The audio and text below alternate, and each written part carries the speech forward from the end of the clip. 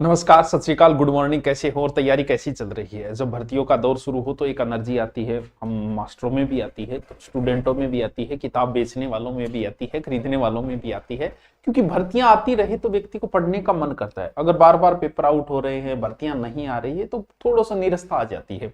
तो एक साथ इतनी भर्तियां हुई, कहीं ना कहीं आपने भी सूचना। तो सबसे बड़ी समस्या एक तो रीट वाले, क्योंकि थर्ड ग्रेड के बारे में वैसे कोई बात नहीं बोली गई है, तो कुछ सोचते हैं कि थर्ड ग्रेड भर्ती आएगी कि नहीं। वो एक तो कैलेंडर, ये अधीनस्थ बोर्ड का आरपीएससी का कैलेंडर है वैसे देखे तो, और वो माध्यमिक शिक्षा बोर्ड का मामला अलग है। रीट की भर्ती 2026 में नहीं के बराबर है आगे, ठीक है।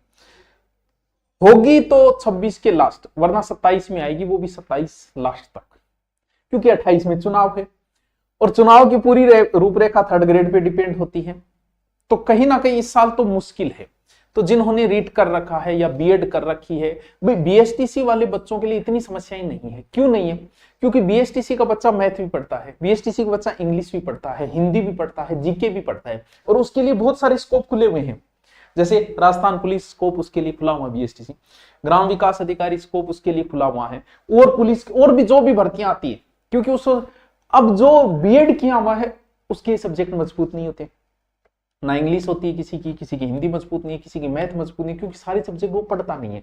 सबसे बड़ी समस्या बीएड करने वालों के लिए ज्यादा समस्याएं आती है। रीट प्री का कहीं ना कहीं अगली साल के लास्ट तक हो सकती है घोषणाएं, तो थोड़ा सा समय लगेगा, लेकिन 28 से पहले आएगी। एक भर्ती देनी पड़ेगी, चाहे 27 लास्ट देनी पड़े या 27 मध्य के अंदर भर्ती देनी पड़े, तो वो लंबी बात होगी। लेकिन फिर भी बीएड करने वालों के लिए एक ऑप्शन और है, जैसे वरिष्ठ अध्यापक भर्ती है, ये भी संस्कृत विभाग से है। माध्यमिक शिक्षा जो 6500 पोस्ट है, ये थोड़े से ऑप्शन है।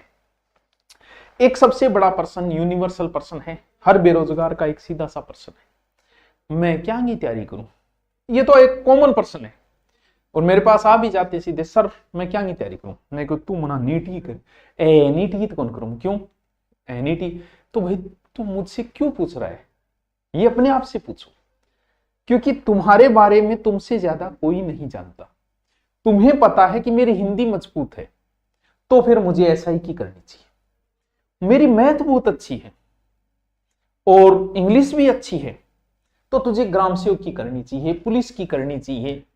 ये आपके ऊपर डिपेंड है, क्योंकि आपको कौन सा सब, राजस्थान के सभी भर्तियों के 80% सिलेबस सेम है। जैसे आपने तैयारी पिछली बार ग्राम सेवकी की तो पटवारी की सौतेई होगी, पुलिस की सौतेई होगी, एसआई की कोई विशेष नहीं रहा, सौतेई होगी, क्योंकि 80% सिलेबस हर भर्ती का सेम। तो ये प्रश्न आप अपने आप से पूछो कि मुझे किसकी तैयारी करनी। दूसरी बात, अगर पहली बार हो तो फिर कुछ नहीं सोचना है भाई, तुम्हें सीईटी की तैयारी करनी ही पड़ेगी। अब आप देखो यहां ये जो कितनी बड़ी एलडीसी भर्ती है, सरकार भी बोल रही है, लेकिन स्पष्ट कह दिया गया है। यहां देखो, एलडीसी भर्ती में वन स्टेज परीक्षा प्रावधान नहीं है, एलडीसी 2025 सीईटी 2024 के आधार पर ही होगी। स्पष्ट कह दिया गया है कि इसी के आधार पे होगी। कितनी बड़ी भर्ती है। जो सीईटी पास आउट थे 10,000 तो पुलिस में लग गई, कुछ पटवारी ग्राम सेवक में लग गई। अब जो बच्चे हैं, थोड़े बहुत बच्चे हैं जो पढ़ने वाले, ऐसे तो बहुत बच्चे हैं, वो इस एलडीसी में सिलेक्टेड हो जाएंगे। तो सीईटी भर्ती कितनी महत्वपूर्ण है ये आप सोच सकते हो। आगे जो भी भर्तियां आएगी, आप बताओ 2024 जिन्होंने सीईटी पास किया उन्होंने मजे लिए, 25 की सब भर्तियां देखी, और यहां तक कि 26 की भर्तियां भी देख रहे हैं। ये एलडीसी 26 में आई, इसे भी वो देखेंगे, और वो आराम से कहीं ना कहीं पढ़ने वाला बच्चा सिलेक्ट हो जाएगा जिसने सीईटी पास की। तो सीईटी आपके लिए सबसे जरूरी है। और बाद में सोचो, पहले ये सोचो कि मेरी सीईटी क्लियर है तो मुझे इन भर्तियों में से तैयारी नहीं करनी है, नहीं क्लियर है तो मुझे सीईटी भी क्लियर करनी है। ग्रेजुएशन हो तो ठीक है, अभी आपके लिए एसआई भर्ती एक बड़ा ऑप्शन है। 1015 पोस्ट बहुत बड़ी पोस्ट होती है, शानदार पोस्ट, एडिशनल एसपी बन के रिटायरमेंट होता है। इस भर्ती में लग जाओ बच्चों, जो भी ग्रेजुएशन है, जिसका थोड़ा सा भी मन, आरएस लेवल की भर्ती है, आरएस की बराबर की भर्ती है।